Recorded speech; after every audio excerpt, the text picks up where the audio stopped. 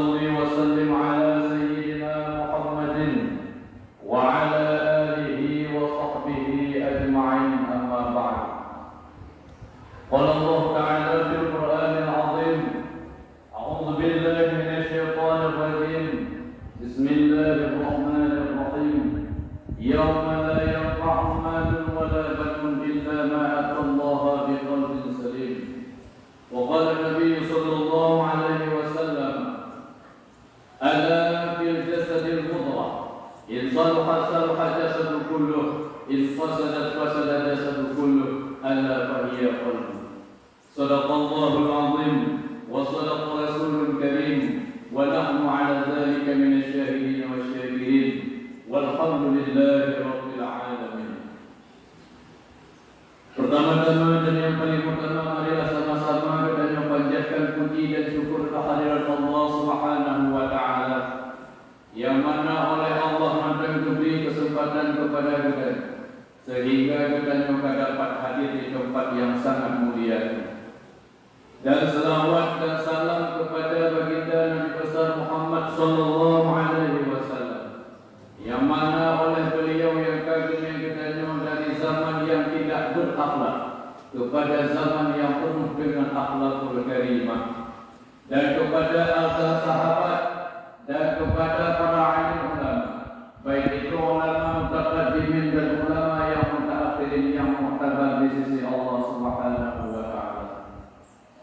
Kata-kata kemuliaan kepada Imam Masjid Kampung Dayan, Pangdayan, dan kata-kata kemuliaan kepada Pak Bisi dan kepada seluruh stafnya, dan yang kami muliakan kepada seluruh sidang jamaah kaum muslimin dan kaum muslimat, sidang jamaah salat Aidul Fitri yang dirahmati oleh Allah Subhanahu wa taala. Allahu Akbar, Allahu Akbar, Allahu Akbar. Di bab umurnya kita kamu peringati yang namanya Aidul Fitri. Akhir daripada Ramadan datangnya satu Syawal. Satu Syawal adalah suatu hari yang seluruh umat muslim berbahagia. Bahkan ketika kita merumpuk kawan tapi takun minal aidin wal faizin, daripada hari Aidin kembali kepada Allah, wal faizin, dan semoga kita menang. Para hadirin sidang jamaah salat Aidul Fitri yang dirahmati oleh Allah Subhanahu wa taala, begitu luar biasanya kita ibadah di bulan Ramadan. Timbul pertanyaan di masa Syawalnya, dua pertanyaan yang mungkin kita mana bisa terjawab. Bertanya ketika katok bak bulan Syawal, bak bulan raya, tanya sangat bahagia. Yang kedua bertanya menganggap bertanya menang. Timbul pertanyaan, kebahagiaan dari apa itu perubahan? Apakah itu yang dikatakan dengan hari raya? Itu timbul pertanyaan. Minal aidin wal faizin, selalu kita ucapkan hari kemenangan. Pertanyaan yang dua, menang ketika kita puasa. Apakah puasa kita yang diterima oleh Allah? Itu timbul pertanyaan. Allahu Akbar, Allahu Akbar, Allahu Akbar, walillahil hamd. Para hadirin sidang jamaah salat Aidul Fitri yang dirahmati oleh Allah, yang dikatakan dengan kemenangan yang sejati adalah seseorang, itulah hakikat daripada kemenangan. Tanyo hana terikat dengan harta, tanyo hana terikat dengan jabatan, tanyo hana terikat dengan manusia, hanya terikat dengan makhluk. Itu yang dikatakan dengan hari raya yang sebenarnya.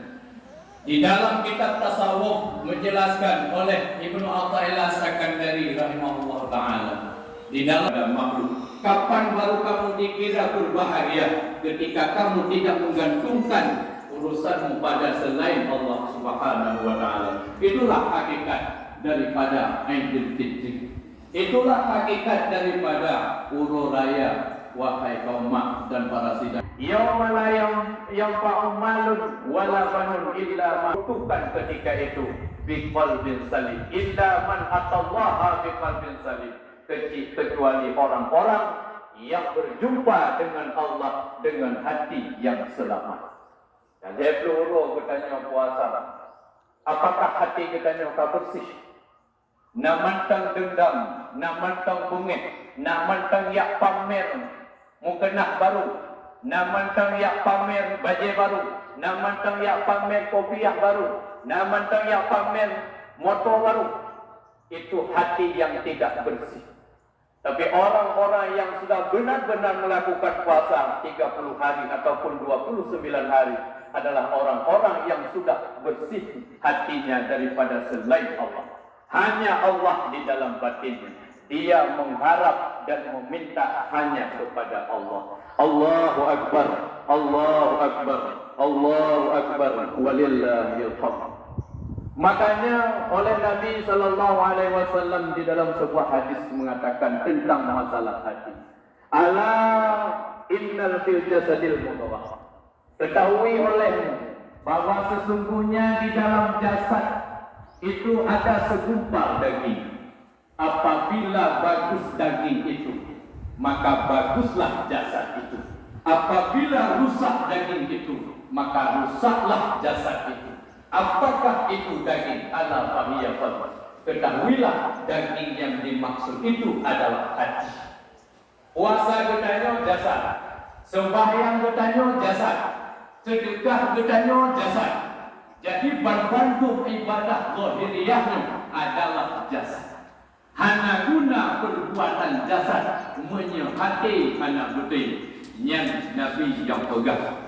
Kalau seandainya hati sudah benar, yang bertanya kaget, dino tanya dah puasa 20, lu dah puasa kesimpulan hanya ngui, tijih salah, nyan awak cok harta, galak tak dunia bukan kau, nyan bantu puasa. Bagaimana engkau melakukan suatu ritual sedangkan spiritual enggak ada? Makanya yang tanya lakukannya adalah ritual dalam ibadah. Yang butuh adalah spiritual. Alihnya baru kepada kesadaran. Kesadaran adalah makrifat yang sebenarnya. Allahu Akbar, Allahu Akbar, Allahu Akbar, walillahil hamd. Itu yang pertama. Yang pertama katanya memperingati daripada hari Aidil Fitrinya adalah membersihkan hati daripada selain Allah. Beknali penyakit-penyakit hati. Sia-sia katanya mak mertua. Kalau seandainya tanya 20 kurang tak puasa, alihnya tak sambung dengan puasa 6. Menyehati katanya kuto manteng na kedengkian, manteng na dendam, maka sungguh hana bermanfaat ibadah katanya. Hana diterima oleh Allah Subhanahu wa taala, menyehati hana bersih, memada dengan sah mantap tapi belum tentu diterima oleh Allah. Para hadirin sidang jamaah salat Aidil Fitri yang dirahmati oleh Allah. Nibah urangnya ban Bandung urung bahagia. Ban Bandung urung bahagia. Ban Bandung getanyo yang mantap sanak keluarga Bandung bahagia. Yang mantap ayah sangat bahagia. Yang lako mantap sajan sangat bahagia. Yang anak sajan mantap sangat bahagia. Coba bayangkan, urung-urung yang hanali lako, urung-urung yang hanali urung ci, urung-urung yang hanali anu yang hanali urung ci. Coba bayangkan status awaknya nampak tanya. Coba bayangkan. Menyatawa dari ino gunanya tawa rumah na urung cik na yang sambut menat assalamualaikum lantung kejawab waalaikumsalam wahai anak medua tamang anak medua tajak tamah ngau cik. Coba bayangkan tidur anak yatim ketika ibu daripada sembahyang ngenso di rumah. Apakah gunanya na sadar batinnya? Apakah gunanya na merenungkan batinnya? Itu bahagiaannya sebenarnya betul. Watika lagi seolah-olah Allah hana adil. Bukan Allah hana adil. Sebenarnya bandung kebahagiaan yang bandung diciptakan oleh Allah Subhanahu wa taala. Apakah kepada tanyo yang mantong na suami, tanyo yang mantong na urang cik. Juga demikian kepada anak yatim. Cuma karena tanyo hana peduli kepada anak yatim, maka terasa sedih. Nah orang inong yang kun metengku ino anak yatim kan lebih bahagia daripada anak kamu dengku. Anak kamu na motor na HP iPhone. Anak yatim pihana kalah iPhone waktu iPhone kamu. Yang dengku dipakai. Apakah mereka itu sedih? Hana le sedih duitnya anak yatim. Yang na orang yang kun lagi. Hana le sedih anak yatim duitnya peng kada awaknya. Apa kalau ke awaknya? Memang makmur dua. Materialnya dia nampak je, tapi perasaan di dalam batin. Yang hana tanyo rasakan, maka perle tanyo rasakan pakipan penderitaan dan kesedihan daripada anak yatim. Baik tanyo mantong tak kin-kin, tapuh budak belagak-lagak, tapuh baje belagak-lagak.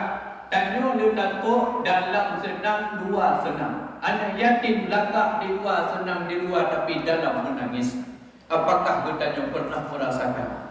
Allahu Akbar, Allahu Akbar, Allahu Akbar, walillahil hamd. Yang wajib ketabuh kerenungan bagi kita.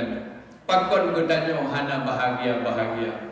Bahkan kadang-kadang baje baru berjuta-juta tapi pulau raya hana tak pakai li bajenya, hana li kebahagiaan. Karena kebahagiaan tanyo hanya untuk diri roh, hana berbagi untuk anak yatim.